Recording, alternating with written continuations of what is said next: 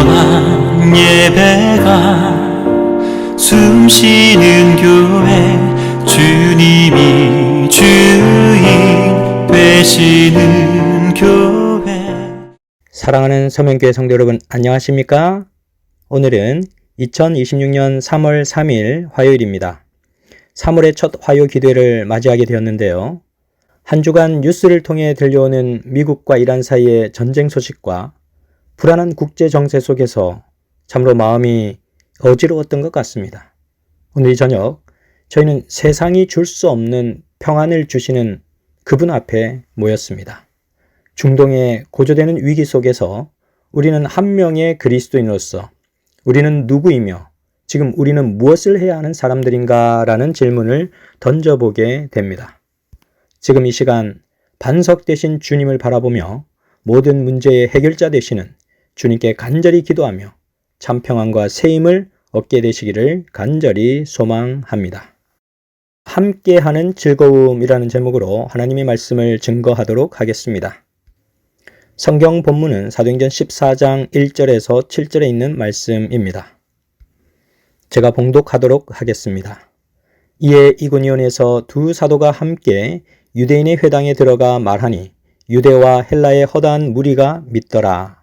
그러나 순종치 아니하는 유대인들이 이방인들의 마음을 선동하여 형제들에게 악감을 품게 하거늘 두 사도가 오래 있어 주를 힘입어 담대히 말하니 주께서 저희 손으로 표적과 기사를 행하게 하여 주사 자기 은혜의 말씀을 증거하시니 그 성내 무리가 나뉘어 유대인을 쫓는 자도 있고 두 사도를 쫓는 자도 있는지라. 이방인과 유대인과 그 관원들이 두 사도를 능욕하며 돌로 치려고 달려드니 저희가 알고 도망하여 루가오니아의 두 성 루스드라와 더베와 및 그 근방으로 가서 거기서 복음을 전하니라. 아멘. 사도행전을 가만히 읽으면서 묵상해보면 초대교회 교인들의 역사는 함께하는 사람들의 역사이다라는 사실을 알 수 있습니다. 사도행전 1장에서는 예수님의 제자들이 함께 모여 기도하는 모습을 볼 수 있습니다. 그리고 사도행전 2장에서는 함께 기도했기 때문에 함께 성령의 충만함을 받는 모습을 보게 됩니다. 그리고 그들은 함께 예배하고 함께 선교활동을 펼쳐 나갔습니다. 사도행전 12장에서 야고보가 죽고 베드로가 감옥에 갇혔을 때도 예루살렘 교회의 온 성도들은 베드로를 위해 함께 기도하는 모습을 보여줍니다. 사도행전 13장에서는 바울과 바나바를 선교사로 파송시키면서 그냥 안수하고 기도하고 끝낸 것이 아니라 그들은 계속해서 바울과 바나바가 선교활동을 펼쳐가는 동안 그들은 기도로 동력하며 함께 그 선교의 일을 진행해 나가고 있었습니다. 사도행전은 한마디로 함께하는 팀 사역이 무엇인가를 가장 분명하게 보여주는 샘플이라고 할 수 있습니다. 하나님을 최고로 사랑하는 사람들이 모여 성령의 인도를 따라 하나님 나라를 이 땅에서 확장해 가는 최초의 선교 스토리, 그것이 바로 사도행전의 모습인 것입니다. 그렇다면 왜 하나님께서는 교회가 팀 사역을 이루도록 계획하셨을까라고 하는 것입니다. 성경 본문이 저희에게 던지는 세 가지 메시지를 살펴보도록 하겠습니다. 첫 번째 성경 본문은 연합된 정신이 십자가의 정신이므로 우리가 팀 사역을 이루어야 함을 우리에게 알려주고 있습니다. 본문 1절에 이에 이고니온에서 두 사도가 함께 유대인의 회당에 들어가 말하니 유대와 헬라의 허다한 무리가 믿더라 라고 말씀하고 있고 3절에는 두 사도가 오래 있어 주를 힘입어 담대히 말하니 주께서 저희 손으로 표적과 기사를 행하게 하여 주사 자기 은혜의 말씀을 증거하시니 라고 기록하고 있습니다. 이 본문 말씀을 자세히 보면 두 사도라는 말이 두 번 반복해서 기록되고 있는데 여기 두 사도는 누굴까요? 바로 바울과 바나바를 지칭하는 것입니다. 그런데 사도행전의 기록에서 초반부에는 계속해서 바나바와 바울 이런 식으로 나오다가 이제는 바나바가 바울보다 먼저 기록되어 있었던 모습을 보았는데 사도행전 후반부에서는 13장부터서는 바울과 바나바로 그 순서가 바뀌는 모습을 보게 됩니다. 이것은 일종의 리더십의 변화, 활동 역량의 변화를 암시해주고 있는 것입니다. 바나바는 이제 나이가 들었고 바울은 최고의 역량을 펼칠 수 있는 그런 성숙된 시기가 된 것입니다. 바나바는 믿음직스러운 모습으로 바울을 후원하고 뒷받침해주고 바울은 바나바의 전폭적인 지지를 받아 목숨을 다 바쳐서 열심히 주의 사업을 팀 사역으로 받들고 있음을 볼 수 있습니다. 초대교회 그리스도인들에게는 누가 먼저냐, 누가 높냐라고 하는 것은 중요하지 않았습니다. 그들에게 중요한 것은 어떻게 하면 복음이 효과적으로 전파될 수 있는가 라고 하는 그것이 가장 중요한 관심거리였습니다. 우리가 하나님으로부터 부르심을 입은 것은 나 혼자 잘 먹고 잘 살기 위해서 부름받은 것이 아닙니다. 우리는 함께 나누는 축복, 함께 하는 행복을 위해 부름을 받은 것입니다. 본문 모습 속에서도 바울과 바나바가 아름답게 함께하는 사역을 볼 수가 있습니다. 그러나 그들은 둘이서만 선교 사역을 감당하지 않았습니다. 성령께서 그들과 함께 하셨고 그들을 파송하는 안디옥 교회가 계속해서 기도하며 그들의 사역을 지원하고 있었습니다. 그래서 한 교회의 영성은 그 교회의 교인들이 모였을 때 어떤 주제로 가장 많이 이야기하고 있는가로 측정될 수 있다고 합니다. 초대교회의 영성은 선교였습니다. 그들은 선교가 최고의 관심이었고 선교가 그들의 최고의 소망이었습니다. 그들은 선교 외에는 그 어떤 것에도 그들의 마음을 빼앗기지 않았습니다. 그래서 그들은 성령의 감동을 경험할 수 있었고 함께하는 즐거움을 맛볼 수 있었던 것입니다. 성경 본문이 오늘 우리에게 제시해주고 있는 두 번째 메시지는 우리가 사역의 현장에서 함께 고난을 극복하도록 하기 위해 하나님께서 팀 사역을 디자인하셨다라는 것입니다. 본문 말씀은 사도들이 복음을 함께 전할 뿐 아니라 고난도 함께 당하고 함께 극복해 나가는 모습을 우리에게 보여주고 있습니다. 2절 말씀에 보면 그러나 순종치 아니하는 유대인들이 이방인들의 마음을 선동하여 형제들에게 악감을 품게 하거늘이라고 말하고 있습니다. 악한 마음을 품고 사도들을 반대하는 모습을 보게 되는 것입니다. 이방인과 유대인과 그 관원들이 두 사도를 능욕하며 돌로 치려고 달려드니라고 말합니다. 바울과 바나바가 복음을 전하면서 말할 수 없는 고난과 핍박을 받았고 그런 상황에서도 함께 하시는 하나님의 은혜를 경험하게 되는 것입니다. 그런데 3절 말씀을 보시면 두 사도가 오래 있어 라고 기록하고 있습니다. 비록 많은 핍박과 반대가 있었지만 하나님의 담없는 사랑과 은혜는 계속해서 바울과 바나바와 함께하고 있는 것입니다. 하나님께서는 표적과 기사를 주셔서 그 핍박과 방해가 있었지만 사람들이 그 말씀을 받아들일 수 있도록 역사하시는 축복을 그들에게 허락하고 계셨습니다. 여기서 두 사도가 오래 있어 주를 힘입어 담대히 말했다라고 하는 부분은 참 우리에게 감동을 줍니다. 성령과 팀웍을 이룬 그들은 서로가 서로를 격려해 주었습니다. 그들은 핍박과 반대가 이르러 왔다고 해서 그들이 하나님께서 불러주신 그 자리를 떠나지 않았어요. 그들은 오히려 더 오래 있어 주를 힘입어 담대히 말했다라고 기록하고 있습니다. 그들은 서로 인내하면서 복음을 전할수록 핍박이 오지만 그 핍박을 견디며 서로를 믿음에서 떨어지지 않도록 붙들어주고 있는 모습을 보게 되는 것입니다. 바로 그 결과 하나님은 그들에게 무엇을 주셨냐 하면 표적과 기사를 주신 것입니다. 연합해서 마음을 묶고 또 묶는 그곳에 주님께서는 표적과 기사를 허락해 주시는 것입니다. 전도서 4장 9절에서 12절 말씀을 보시면 이런 말씀이 있습니다. 두 사람이 한 사람보다 나음은 저희가 수고함으로 좋은 상을 얻을 것임이라. 혹시 저희가 넘어지면 하나가 그 동물을 붙들어 일으켜려니와 홀로 있어 넘어지고 붙들어 일으킬 자가 없는 자에게는 화가 있으리라. 두 사람이 함께 누우면 따뜻하거니와 한 사람이면 어찌 따뜻하랴. 한 사람이면 패하겠거니와 두 사람이면 능히 당하나니 삼겹줄은 쉽게 끊어지지 아니하느니라. 아멘. 미국의 한 교회에서 있었던 일인데요. 굉장히 태가 큰 괴상한 모자를 쓰고 중앙에 앉아있는 한 사람이 있었습니다. 그런데 교회에서 예배를 드릴 때 모자를 쓰고 있는 것은 좀 예의가 아니라고 생각한 한 사람이 가까이 다가가서 그렇게 얘기를 했습니다. 선생님, 교회에서 하나님께 예배를 드릴 때 모자를 벗는 것이 예의인 것 같습니다. 그러니 모자를 좀 벗어주시겠습니까? 이렇게 얘기를 했습니다. 근데 그 사람이 기분 나빠하지 않고 너무너무 그 사람에 대해서 감사해 하더라는 것입니다. 그래서 예배 후에 그에게 다가가서 왜 그렇게 감사하게 생각하느냐고 물었더니 그가 이렇게 대답하는 것입니다. 제가 이 교회에 출석한 지 6개월이나 지났는데도 그동안 저에게 아무도 어떤 말도 걸어주지 않았습니다. 그런데 이렇게 저에게 다가와서 말을 걸어주시니 얼마나 감사한지 모르겠습니다. 이렇게 대답을 했다고 합니다.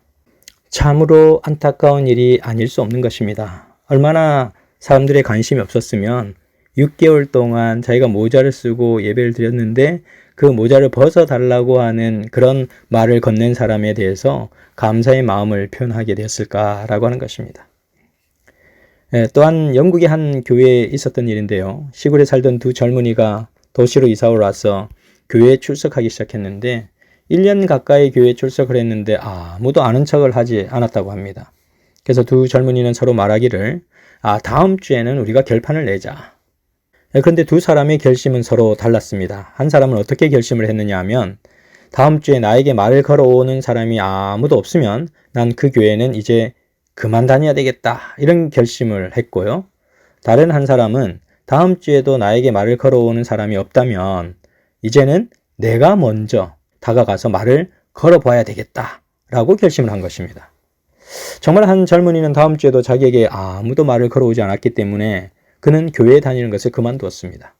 그런데 다른 한 젊은이는 아무도 말을 걸어오지 않았기 때문에 먼저 자기가 다른 사람들을 찾아가서 따뜻한 말을 건네기 시작했고 그는 예수님을 영접하고 훌륭한 복음 전도자가 되었습니다. 그의 이름은 그 유명한 리차드 백스터라고 하는 인물입니다. 그는 목사요, 설교가요, 절술가였습니다. 그의 책을 통하여 수많은 사람들이 감동을 받았고 또 토마스 맨튼 목사는 그를 가리켜서 사도시대 이후에 기독교 교회가 배출해낸 가장 탁월한 사람 중 한 사람이다 라고 얘기했습니다. 그가 죽어가고 있었을 때에 한 친구가 그의 저작으로부터 많은 사람들이 혜택을 얻었다는 말로 그를 위로했습니다.